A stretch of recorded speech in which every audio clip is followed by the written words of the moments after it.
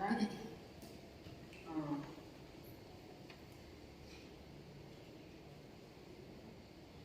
Kita akan masuk dalam firman Tuhan. Tapi sebelumnya, seperti yang saya tulis di dalam grup WA, kita sudah selesaikan sekali lagi KKM kita ya, hari Sabtu yang kemarin. Dan saya bersyukur, saya percaya ada di antara jemaat yang telah secara lengkap membaca dari Kejadian sampai Wahyu. Hari Senin kita akan kembali ke Kejadian 1. Kita baca 4 pasal sehari. Majulah, jangan malas baca firman Tuhan ya saudara. Karena di akhir zaman kita katakan Amos katakan akan ada kelaparan dan kehausan yang sangat besar, bukan terhadap makanan dan minuman, tetapi kepada firman Allah. Dan banyak orang tidak bisa mendapatkannya, tidak bisa dipuaskan. Sebelum zaman itu datang, kita harus membiasakan diri bertekun membaca Alkitab, agar pada saat kelaparan akan firman Tuhan itu melanda seluruh bumi, kita tidak mengalaminya, karena kita telah bertekun dan kita bertumbuh di dalamnya. Saudara yang dikasihi oleh Tuhan, tidak cukup saudara hanya mendengar ajaran dari hamba Tuhan lewat khotbah, lewat YouTube tahun apa saya, tidak cukup. Anda perlu ada di kaki Tuhan untuk bersungguh-sungguh mencari kebenaran firman Allah. Bertumbuhlah di sana, sebab membaca firman Tuhan setiap hari tidak akan pernah sia-sia. Itu sangat berkhasiat, sangat bermanfaat bagi semua orang yang mau melakukannya. Saudara yang dikasihi oleh Tuhan Yesus, firman Tuhan hari ini berjudul gereja adalah tubuh Kristus. Terambil dalam 1 Korintus 12 ayatnya yang ke-27.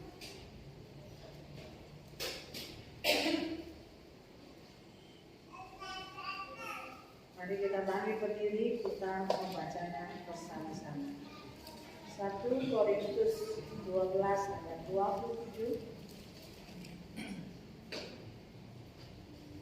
Demikianlah firman Tuhan. 2, 3. Kamu semua adalah tubuh Kristus dan kamu masing-masing adalah anggotanya. Amin. Kamu semua adalah tubuh Kristus. Kita semua yang ada di sini adalah tubuh Kristus. Kita adalah masing-masing adalah anggota tubuh Kristus. Dan siapa yang menjadi kepalanya? Tuhan Yesus Kristus sendiri.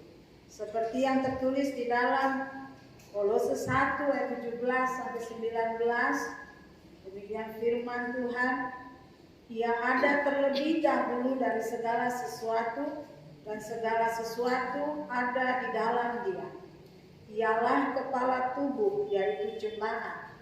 Ialah yang sulung, yang pertama bangkit dari antara orang mati, sehingga Ia yang lebih utama dalam segala sesuatu, karena seluruh kepenuhan Allah berkenan di dalam Dia.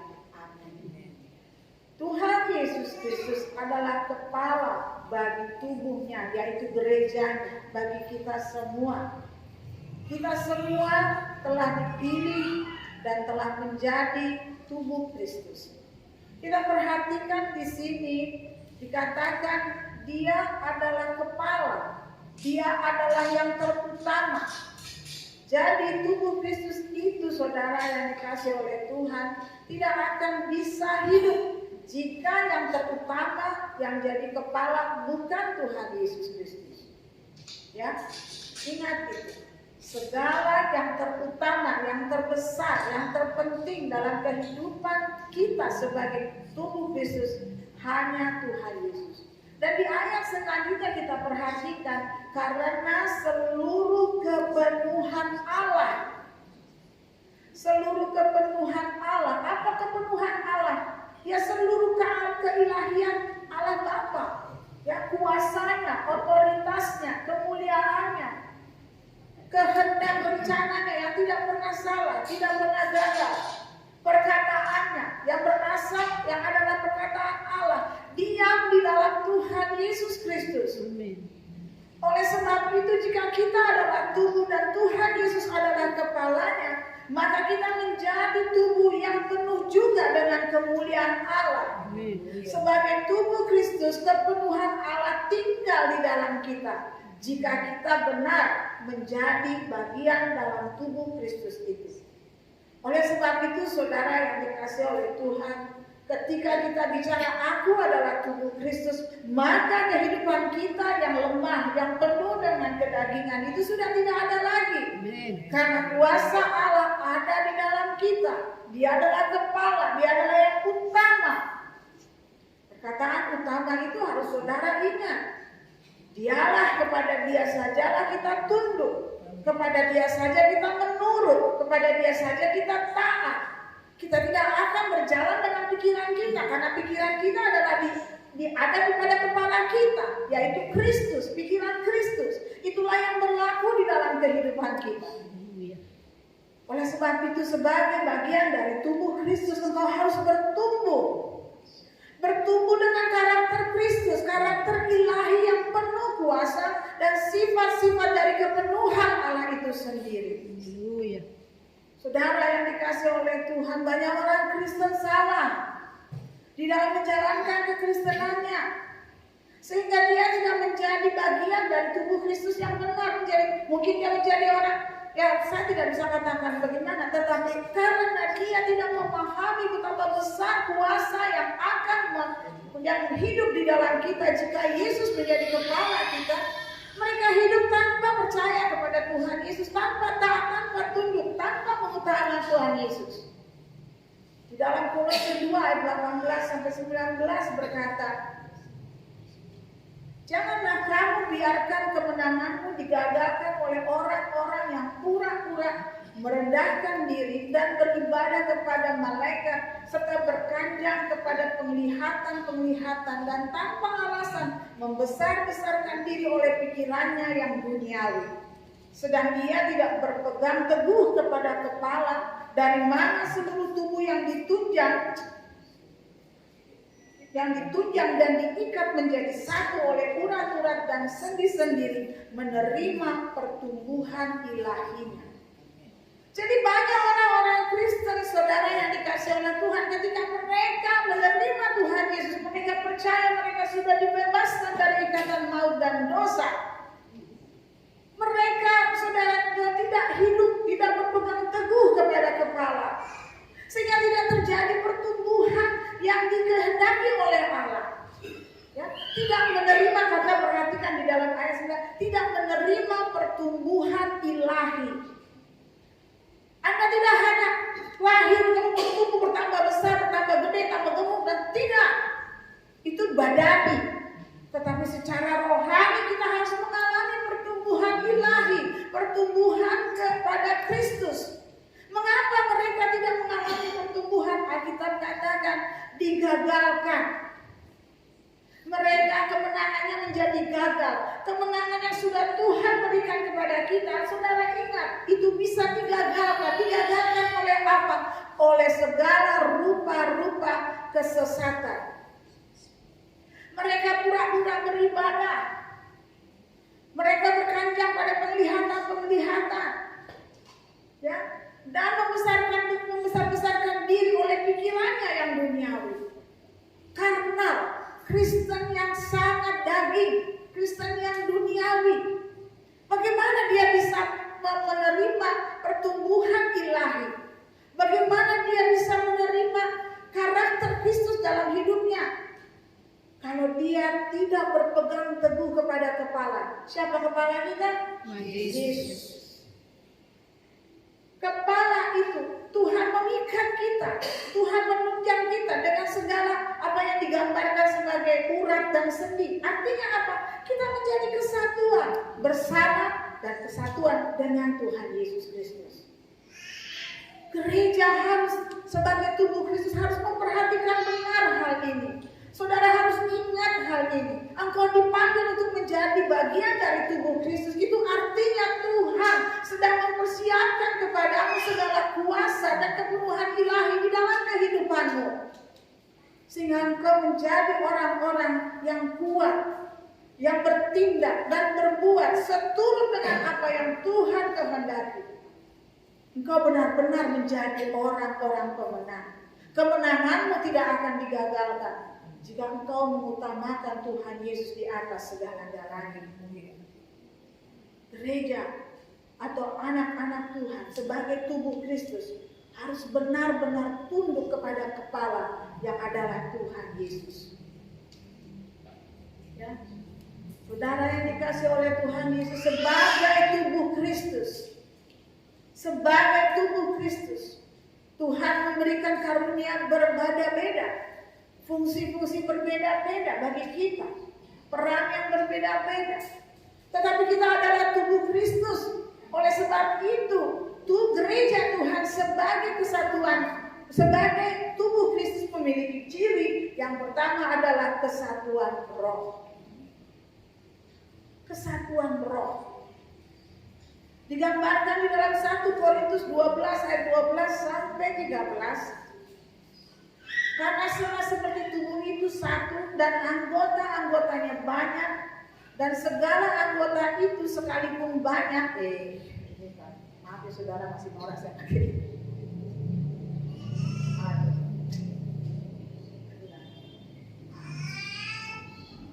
Sekali lagi.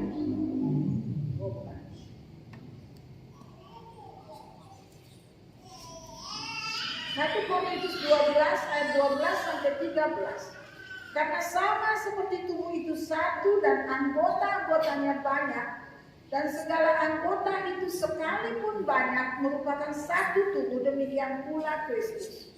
Sebab dalam satu roh kita semua, baik orang Yahudi maupun orang Yunani, baik budak maupun orang merdeka, telah dibaptis menjadi satu tubuh, dan kita semua diberi minum dari satu roh. Yang pertama-tama harus kita ingat, jika kita menjadi bagian dari tubuh Kristus sebagai gereja yang dibangun oleh Tuhan Yesus Kristus, maka harus kita ingat, kita harus memiliki kesatuan roh. Apa itu kesatuan roh? Kesatuan roh itu adalah kita mendapat minum dari roh itu. Itulah aliran air hidup yang bersumber dari Tuhan Yesus Kristus. Jadi gereja yang terutama dibangun adalah roh. Ya, kesatuan, wujud dari kesatuan roh itu adalah jemaat yang bertumbuh ke arah Kristus. Kesatuan roh sekali lagi adalah jemaat yang tumbuh ke arah Kristus. Tidak lagi ada perbedaan daripada satu sama lain, karena kita sama-sama memiliki karakter ilahi yang sama. Mungkin sifat kita, mungkin pekerjaan kita, mungkin talenta kita berbeda, tetapi buah dari itu semua adalah satu, yaitu pertumbuhan yang benar. Kita semua tidak perlu lagi dinasehati dan diperingati dengan berbagai dosa dan sebagainya. Kenapa? Karena kita telah diajar di dalam kesatuan ajaran. Kita memiliki sumber Tuhan Yesus. Jadi firman yang kita pelajari, firman yang kita dengar, firman yang kita renungkan, itu Tuhan Yesus sendiri yang menolong dan mengajarkan kepada kita. Saudara yang dikasih oleh Tuhan, seperti jemaat mula-mula kita perhatikan, umat Tuhan bersama-sama bertekun dalam pengajaran para rasul. Ini merupakan ciri yang pertama dari gereja mula-mula. Tubuh Kristus harus bertekun di dalam pengajaran Injil sepenuh. Karena pengajaran para rasul itu adalah Injil sepenuh, perjanjian baru, yang bersumber, yang dasarnya juga tidak meninggalkan perjanjian lama. Nah, kita berkata, siapa yang percaya kepada aku, seperti yang dikatakan kitab suci, dari dalam hatinya akan mengalir aliran-aliran air hidup, dan yang dimaksudkannya adalah Roh Kudus. Saat itu belum datang, tapi sekarang sudah datang.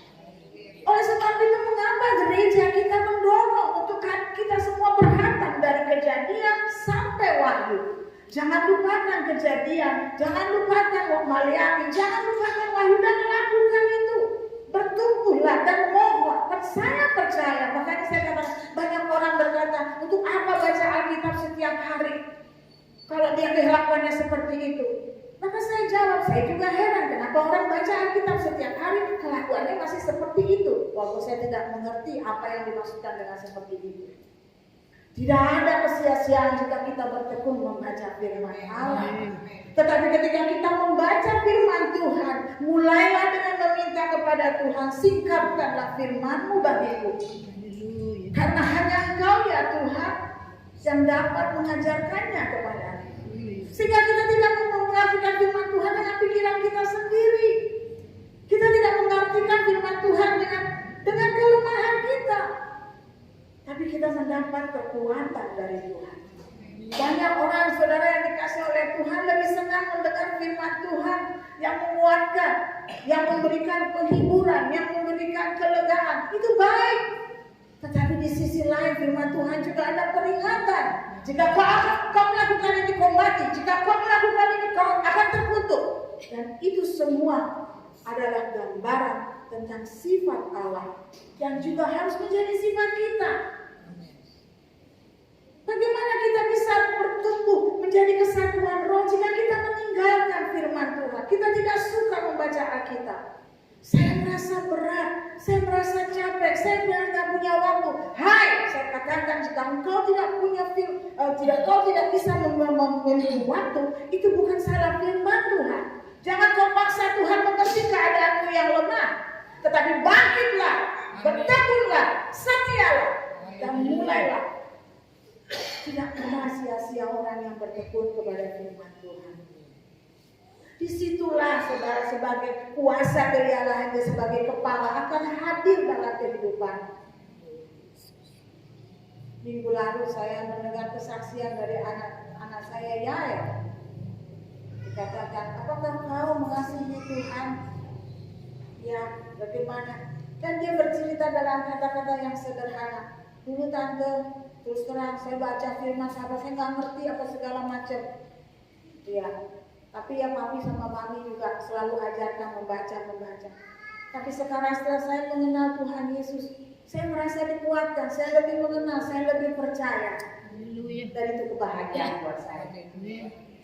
Saya lebih senang mendengar kisah seperti itu daripada ada anak-anak muda naik gaji sampai 1 miliar. Saya nggak begitu tertarik. Tapi kalau ada anak Tuhan yang bertambah-tambah cinta kepada Tuhan Yesus, saya merasa saya tidak sia-sia menjadi hamba Tuhan. Dan saya pasti percaya orang tua juga tidak akan merasa sia-sia untuk mendidik kamu.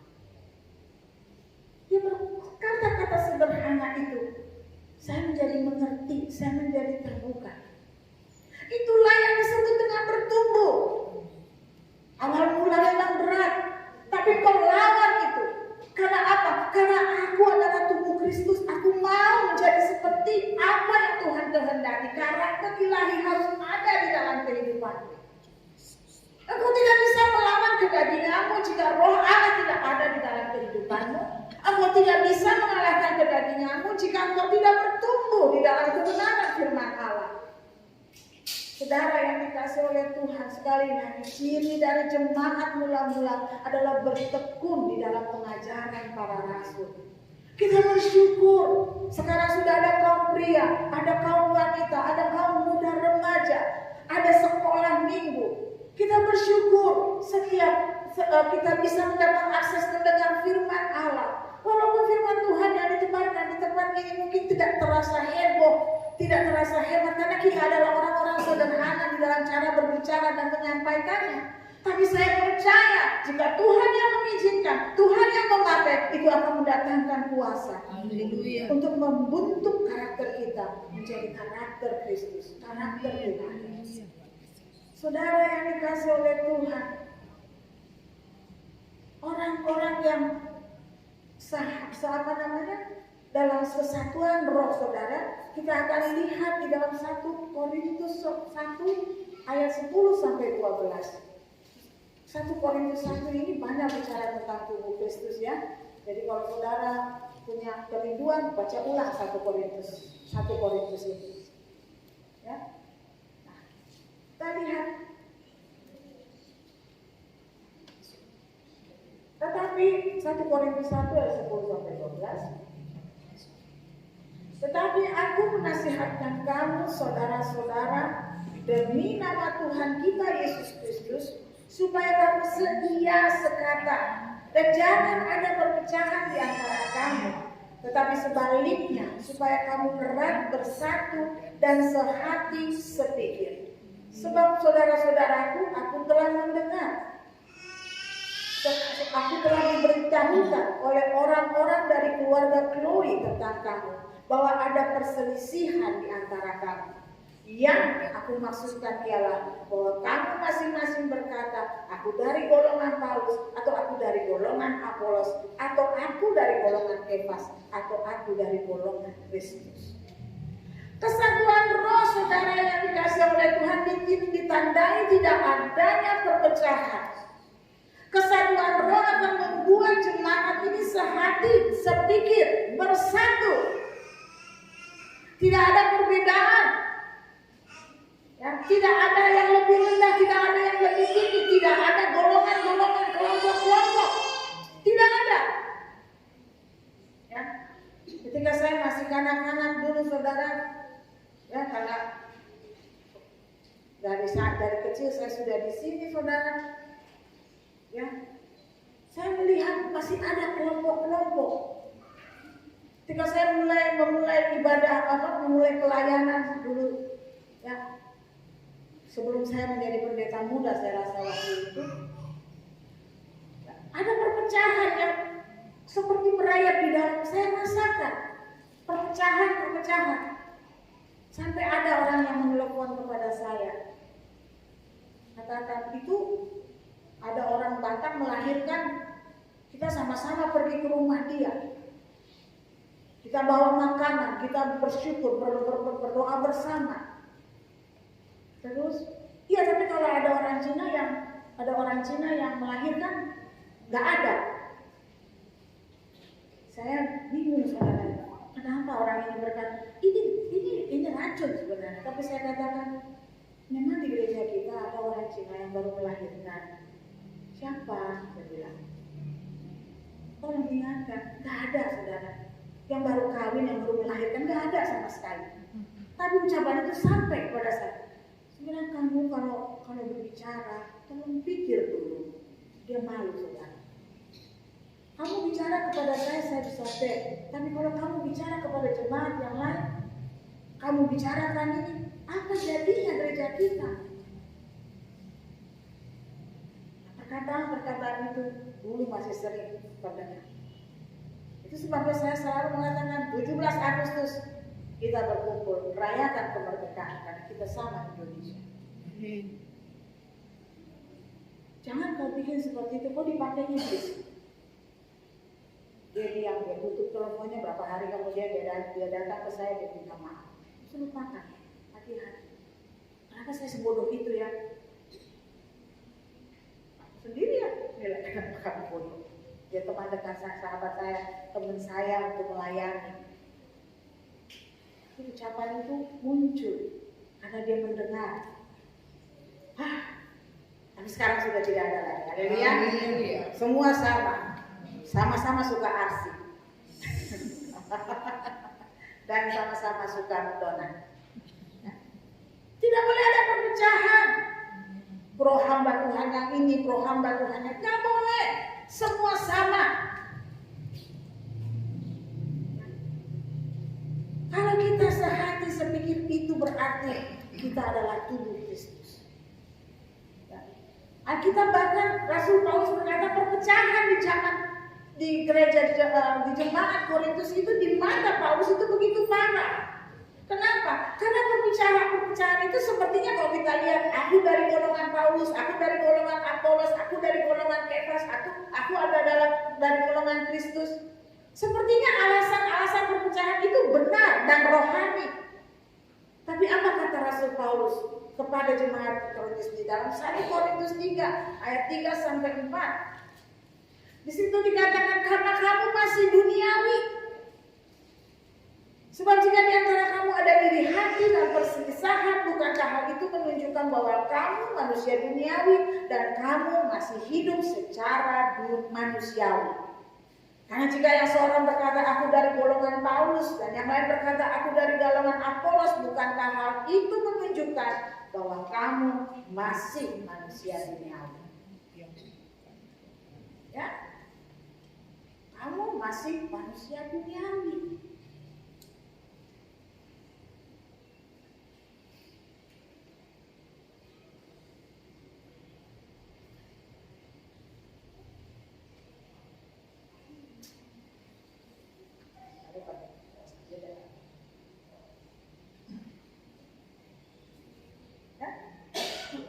Saudara, kalau di dalam kehidupan kita tidak ada kesatuan, tidak ada sehati, sepikir, tidak merasakan bahwa gereja ini harus bertumbuh, berkembang seperti apa yang Tuhan perintahkan.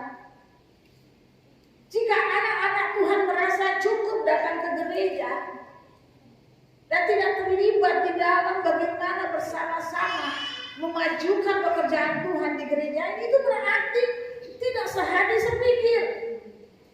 Dan kalau tidak sehati sepikir itu juga berarti masih duniawi. Masih sibuk dengan urusan-urusan duniawi. Masih sibuk dengan keinginan-keinginan duniawi. Masih sangat ketakutan dengan keadaan yang melanda di sekitar kita.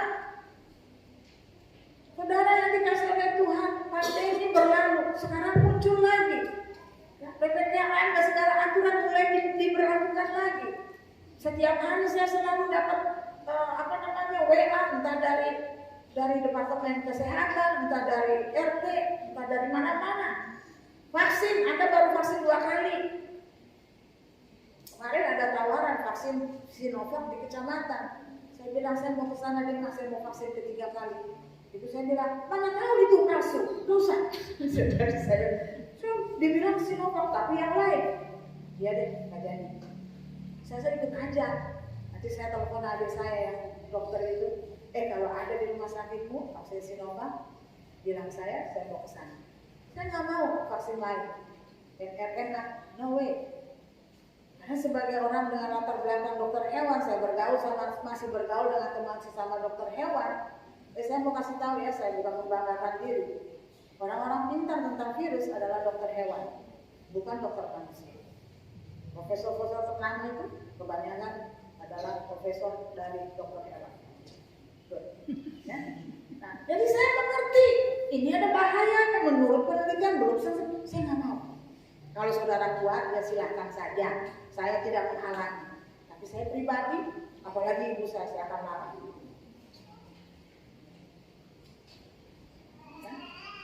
Sekali lagi, keadaan sudah semakin susah. Pandemi sudah berlalu, tadi muncul lagi.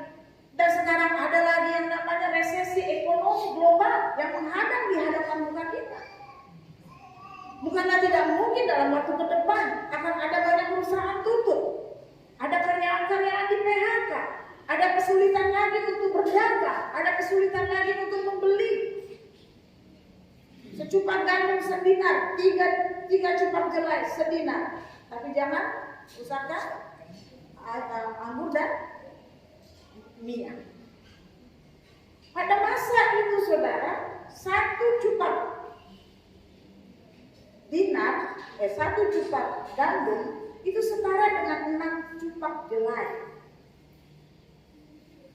Jelai itu makanan orang yang lebih miskin istilahnya, harganya lebih murah. Pada masa itu 1 dinar adalah upah sehari. Oleh sebab itu orang tidak hanya membeli 1 cupak gandum. Dengan kata lain adalah karena uangnya 1 dinar dulu cukup 1 hari, tetapi sekarang tidak lagi. Itu yang untuk orang-orang yang menengah. Orang-orang yang di bawah ekonominya lebih tidak cukup lagi, karena biasanya dapat 6 cupak, tetapi sekarang cuma 3 cupak. Proses kelaparan ini begitu di depan mata saudara yang dikasih oleh Tuhan. Tapi Alkitab berkata, Tuhan akan liputan setiap orang yang percaya. Seperti Elia dipelihara Tuhan di tepi sungai Kerit dengan roti dan daging yang dikirimkan oleh darah setiap hari. seperti janda di Sarfat. Dan seperti banyak orang yang tidak akan mengalami kelaparan, Tuhan cukupkan. Haleluya. Itu sebabnya mengapa kita didorong untuk tetap berdiakonia, supaya ada tetap makanan di dalam rumah Tuhan. Lakukan persembahan itu, biar gereja juga berpartisipasi aktif di dalam membantu setiap orang yang memerlukan. Masih kecil, tapi dalam pandangan saya ini akan menjadi besar jika kita memiliki kesatuan roh, sehati sepikir. Oleh sebab itu tinggalkanlah perkara-perkara duniawi, karena perkara-perkara duniawi, sifat-sifat daging, keserakahan, iri hati, kecemburuan dan sebagainya, itu akan membuat engkau menjadi pemecah belah di dalam tubuh Kristus. Hiduplah di dalam ajaran, bertekunlah di dalam ajaran yang benar dan bertumbuhlah di sana. Janganlah kita menjadi manusia duniawi. Sebab itu ingatlah bahwa kita sekali lagi dipanggil untuk meninggalkan perkara duniawi. Kita dipanggil untuk meninggalkan kedagingan dan kecemaran. Karena kita telah dipanggil menjadi satu tubuh di dalam Kristus. 1 Korintus 2 ayat 11 sampai 16. 1 Korintus 2 ayat 11 sampai 16 di sana dikatakan, siapakah gerangan di antara manusia yang tahu apa yang terdapat di dalam diri manusia selain roh manusia sendiri yang ada di dalam dia? Demikian pula lah tidak ada orang yang tahu apa yang terdapat di dalam diri Allah selain roh Allah. Kita tidak menerima roh dunia, tetapi roh yang berasal dari Allah, supaya kita tahu apa yang dikaruniakan Allah kepada kita. Dan karena kami menafsirkan hal-hal rohani kepada mereka yang mempunyai roh, kami berkata-kata tentang karunia-karunia Allah dengan perkataan yang bukan diajarkan kepada kami oleh hikmat manusia, tetapi oleh roh. Tetapi manusia duniawi tidak menerima apa yang berasal dari roh Allah, karena hal itu baginya adalah suatu kebodohan, dan ia tidak dapat memahaminya, sebab hal itu hanya dapat dinilai secara rohani. Tetapi manusia rohani menilai segala sesuatu, tetapi ia sendiri tidak dinilai oleh orang lain. Sebab siapakah yang mengetahui pikiran Tuhan sehingga ia dapat menasihati dia? Tetapi kami memiliki pikiran Kristus. Saudara yang dikasihi oleh Tuhan Yesus, sekali lagi tubuh Kristus, gereja sebagai tubuh Kristus, agar gereja tubuh Kristus itu mengalami kepenuhan ilahi. Maka di sana kita dikaruniakan roh yang berasal dari Allah. Bukan roh yang berasal dari dunia, bukan roh yang bukan pemikiran-pemikiran dunia yang fana. Kita mendapat roh yang berasal dari Allah supaya kita tahu apa yang dikaruniakan Allah kepada kita. Jika kita menafsirkan perkara rohani, jika kita meneliti firman Tuhan, kita tidak meneliti dengan perkataan manusia, tetapi kita dapat melakukannya karena kita mempunyai roh Allah. Kita berkata tentang karunia Allah bukan yang diajarkan oleh hikmat manusia, tetapi oleh Allah. Semua bersumber kepada Allah kita. Kuasanya, kebenarannya ada dalam diri kita. Itulah sebabnya mengapa kita harus meninggalkan perkara-perkara duniawi. Kita harus tinggalkan hal-hal yang berbau daging dan kecemaran. Kita tidak perlu lagi diajarkan tentang dosa, karena Roh Kudus akan mengingatkan kepada kita, sehingga kita hidup di dalam kebenaran dan kita takut akan Tuhan. Jika kita masih manusia duniawi, kita tidak bisa menerima. Alkitab berkata, jika kita masih duniawi, kita tidak bisa menerima apa yang berasal dari roh Allah. Kita akan merasa itu kebodohan. Kita akan merasa membaca Alkitab itu melelahkan, membosankan. Kita merasa pergi ke gereja menjadi satu beban, menjadi satu hal yang saya lebih enak melakukan ini dan ini. Waktu saya terbuang seharian saya ada di dalam gereja. Bayangkan hari Sabtu, hari Minggu saya harus ada di gereja. Kenapa? Karena kita masih duniawi dan kita berpikir itu kebodohan. Banyak orang berkata, jangan tiap hari kali ke gereja, kamu kegilaan gereja. Kenapa? Karena dia masih duniawi. Dia tidak tahu betapa indahnya jika kita mengalami perjumpaan dengan kasih Kristus di dalam persekutuan yang kita kerjakan bersama dengan anak-anak Tuhan di dalam gereja ini. Haleluya. Betapa indahnya kalau kita pagi-pagi berkumpul di rumah kita masing-masing dan bersama-sama berdoa, mendoakan pokok-pokok doa syafaat kita. Walaupun kita terpisah oleh jarak, tapi karena kita memiliki kesatuan roh, karena kita tahu betapa ini semua dikerjakan bukan dengan kuat dan kuasa kita, kita akan mengalami kuasa dan kekuatan yang luar biasa dari Tuhan. Sepanjang hari jika Anda memulai hari Anda dengan datang di kaki Tuhan, maka sepanjang hari itu saya percaya ada ketenangan. Anda mungkin tidak mendapat keuntungan seperti yang Anda dapat harapkan, tetapi ada kegirangan, ada kedamaian. Saudara yang dikasih oleh Tuhan, kini kita bicara tentang perkara rohani. Itulah yang Tuhan hendaki dalam kehidupan kita. Bagi banyak orang, kita bisa berpura-pura seperti beribadah setiap minggu, kita bisa, tetapi tidak ada kemajuan di dalam kedewasaan rohani kita. Kenapa? Karena kita masih duniawi. Kita tidak mau tinggalkan itu. Orang akan menilai kita, tapi tidak bisa. Kita bisa menilai mereka, tapi orang tidak bisa. Kenapa? Karena Tuhan ajarkan kita punya pikiran Kristus. Kita tunduk kepada kehendak Allah. Dia kepala kita, di pikirannya ada di kepala, bukan di kita. Bukan kita yang ngatur, tapi Tuhan yang ngatur. Amin. Selain kesatuan tubuh Kristus, saudara, ya, kesatuan roh, maka kita juga harus mengatakan bahwa sebagai tubuh Kristus kita harus bersatu. Tuhan menghendaki kesatuan tubuh Kristus. Ya, saudara dikasih oleh Tuhan, di dalam Kolose 3 ayat 14 sampai 15 dikatakan, dan di atas semuanya itu kenakanlah kasih sebagai pengikat yang mempersatukan dan menyempurnakan. Hendaklah damai sejahtera Kristus memerintah dalam hatimu, karena untuk itulah kamu telah dipanggil menjadi satu tubuh, dan bersyukurlah. Haleluya. Kesatuan tubuh Kristus, kesatuan gereja kita, yang tidak perlu lagi ada pertengkaran, yang tidak perlu ada saling merendahkan. Tidak ada itu, kan itu duniawi, tidak ada. Itu bukan tubuh Kristus. Kita sama-sama saling peduli satu dengan yang lain, dan itu adalah kasih. Kasih yang mengikat kita satu dengan yang lain, yang harus selalu kita kenakan. Sebagai tubuh Kristus, hendaklah kita juga memiliki damai sejahtera Kristus yang memerintah dalam hati dan kehidupan kita. Setiap hari mohonkan itu kepada Tuhan. Berikanlah kepada kami damai sejahtera yang daripada-Mu.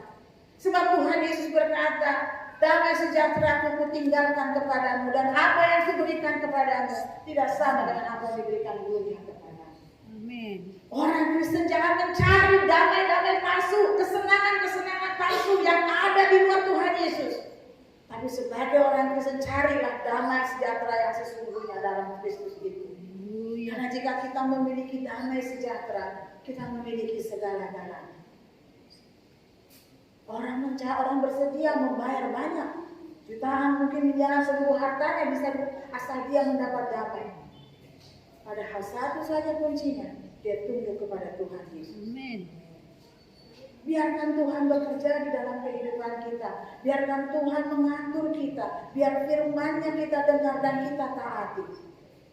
Maka kita percaya kita tidak akan kekurangan rohani, apalagi jasmani. Begitu kecil bagi Tuhan untuk memberikan kepada kita pencukupan jasmani. Itu perkara kecil, sangat mudah.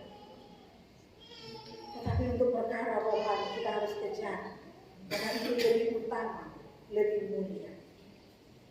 Alkitab menggambarkan banyak anggota, tetapi satu tubuh. Digambarkan bahwa tubuh itu tidak hanya terdiri dari tangan atau kaki atau mata dan lain-lain. Masing-masing berbeda, namun disatukan oleh Tuhan Yesus Kristus.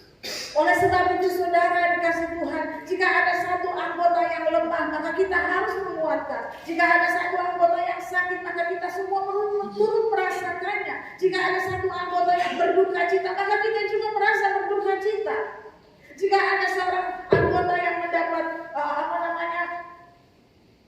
kebahagiaan, ya, kita juga turut berbahagia. Jika ada satu anggota yang dihormati, kita juga akan merasa berbahagia di dalam Tuhan.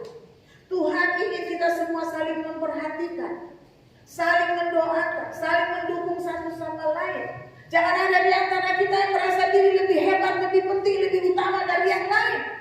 Dan jangan ada juga di antara kita yang merasa minder, kecewa, dan merasa tidak mendapat perhatian seperti yang dikehendaki hati. Karena semua di sini adalah sama. Engkau berduka, aku berduka. Engkau gembira, aku gembira. Kalau orang dunia, kalau orang senang, aku kesal. Kalau orang susah, aku gak bahagia. Tapi tidak di sini. Kita di sini sama-sama merasakan sehari. Saudara yang dikasih oleh Tuhan, empati kita satu dengan yang lain. Dimulai dengan apa? Kita perhatikan saudara-saudara kita yang tidak hadir. Sudah 2 minggu ini saya perhatikan jika ada jemaat yang tidak hadir, ada jemaat yang pergi ke sana untuk mengunjung. Anak muda ayo, itu si kembar, kalau sudah tidak datang lagi, tolong boy, ya dihubungi, karena nomor HP-nya sudah tahu. Kemana bro, kok gak datang? Ya memang dia sibuk bekerja, ya, karena dia bekerja sebagai petugas keamanan. Tapi kita harus terus menyapa semua saudara-saudara kita yang tidak hadir. Kita tanya, ada apa? Ya. Sekedar bertanya itu juga merupakan satu perhatian. Apalagi jika kita berdoa untuk dia. Ya. Kalau ada anggota yang merasa lemah, sakit, seperti kemarin Bapak Yosua minggu lalu tidak datang, maka kita wajib mendoakannya. Itulah sebabnya dia bersaksi. Terima kasih karena dia merasakan doa kita didengar oleh Tuhan. Dan dia mendapat kekuatan. Ya. Saudara-saudara, jangan di antara kita bersungut-sungut, mengkritik atau memiliki maksud yang tidak baik di dalam gereja ini sehingga perpecahan dalam tubuh Kristus terjadi. Kasih yang tulus dan sungguh-sungguh kepada sesama anggota gereja akan membuat gereja kita menjadi kuat, menjadi gereja yang jemaatnya bekerja sama untuk memenangkan banyak orang, ya. Membuat gereja kita menjadi gereja yang menyatakan kuasa dan otoritas Tuhan Yesus di bumi. Itu menjadi saksi Injil bagi semua orang. Seperti jemaat mula-mula yang memiliki kesatuan roh sehingga mereka diikat oleh kasih Kristus, maka Roh Kudus bekerja luar biasa dalam jemaat mula-mula. Mujizat banyak terjadi, roh-roh jahat yang mengikat banyak orang dikalahkan, banyak orang yang datang kepada Tuhan Yesus dan percaya dan menjadi selamat, sehingga jumlah bilangan mereka bertambah-tambah setiap hari. Itulah yang harus terjadi dalam gereja ini jika kita mengatakan kita adalah bagian dari tubuh Kristus. Kita berkoinonia, kita bermarturia, dan kita berdiakonia seperti yang diperintahkan Tuhan Yesus Kristus. Kita lakukan itu dengan setia, dengan tekun, karena kita adalah tubuh Kristus. Karena Tuhan Yesus yang menyuruh kita, Tuhan Yesus yang memimpin kita. Kita boleh menjadi berkat dalam doa, mendoakan seluruh umat Kristen di seluruh dunia. Kenapa saudara? Kita baru saja menyelesaikan kitab Wahyu, bukan? Dalam kitab Wahyu itu digambarkan ada 2 jenis gereja. Yang pertama, gereja sebagai tubuh Kristus yang adalah perempuan yang melahirkan keturunan-keturunan ilahi. Dia dikejar-kejar oleh naga, tetapi Tuhan sanggup menyelamatkannya. Tetapi yang kedua, di akhir zaman akan muncul juga gereja yang palsu. Itulah pelacur besar, perempuan yang mengendarai hewan, yang menakutkan. Ya.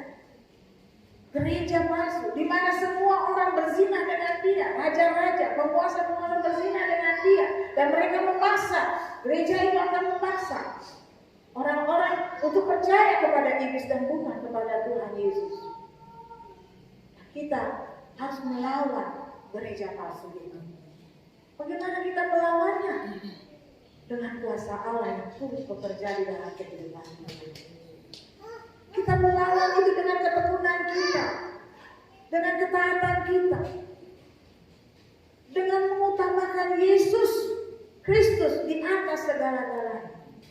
Apa yang Tuhan Yesus kehendaki, itulah yang terjadi di dalam kehidupan kita. Itu sebabnya di dalam doa kami Tuhan Yesus ajarkan, jadilah kehendakmu di bumi seperti di surga. Haleluya. Di dalam kita lah terlebih dahulu kehendak Allah itu jadi.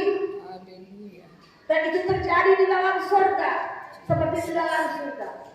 Setiap apa yang Tuhan kehendaki tidak pernah salah. Setiap keputusannya, setiap rencananya, setiap rancangannya tidak pernah salah dan tidak pernah gagal. Oleh sebab itu saudara yang kekasih, mari kita menjadi kuat, menjadi jemaat yang bertumbuh ke arah Kristus, menjadi bagian dari tubuh Kristus. Masa kesusahan besar terjadi, tapi kita percaya Tuhan Yesuslah yang menjadi pelindung kita. Sebab itu di masa-masa sulit seperti ini, justru sebagai tubuh Kristus kita harus semakin tekun, semakin mendekat kepada Tuhan, semakin tunduk kepada kehendaknya, dan semakin giat dalam pekerjaan Tuhan di tempat ini. Saudara mendapat firman Tuhan? Amin. Tuhan Yesus memberkati. Shalom.